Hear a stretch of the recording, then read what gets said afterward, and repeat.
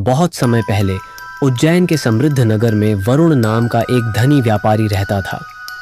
उसके खजाने सोने से भरे थे, उसके काफिले मीलों तक फैले थे और उसका नाम आदर से लिया जाता था। लेकिन उसकी संपत्ति के बावजूद उसकी लालसा कभी खत्म नहीं हुई। एक शाम एक वृद्ध साधु उसके द्वार पर आया और हिमालय की गहरी पहाड़ियों में छिपे एक जादुई इच्छा पत्थर के बारे में फुसफुसाया। यह एक ही इच्छा पूरी करता है, लेकिन सावधान रहो, भाग्य लालच की परीक्षा लेता है। लालच में अंधा होकर वरुण तुरंत यात्रा पर निकल पड़ा। उसने नदियां पार की, घने जंगलों में भटका और खतरनाक पहाड़ियों को लांघा। उसकी रेशमी पोशाकें चिथड़े हो गईं, उसकी आभूषणों से भरी उंगलियां कठोर हो गईं। फिर भी उसने हार नहीं मानी। अंततः एक रहस्यमयी घाटी में जो धुंध से घिरी थी, उसने उसे पाया, एक पत्थर जो दिव्य प्रकाश से झिलमिला रहा था।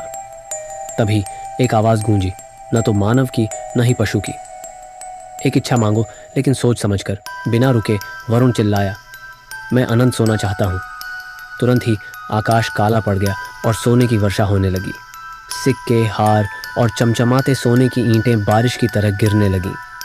वरुण हंसा और उन्हें समेटने लगा, लेकिन वर्षा रुकी नहीं। सोना उसके घुटनों तक, फिर उसकी छाती तक भरने लगा।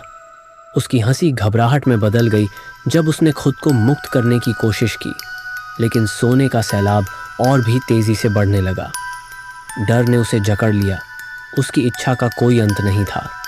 कुछ दिनों बाद घाटी से गुजरने वाले यात्रियों ने वहां एक चमकते सोने का पहाड़ देखा, जहां पहले कुछ भी नहीं था।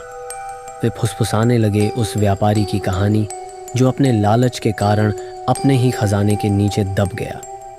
उसकी कहानी एक चेतावनी बन गई, जिसे लोग दबे स्वर में सुनाने लगे।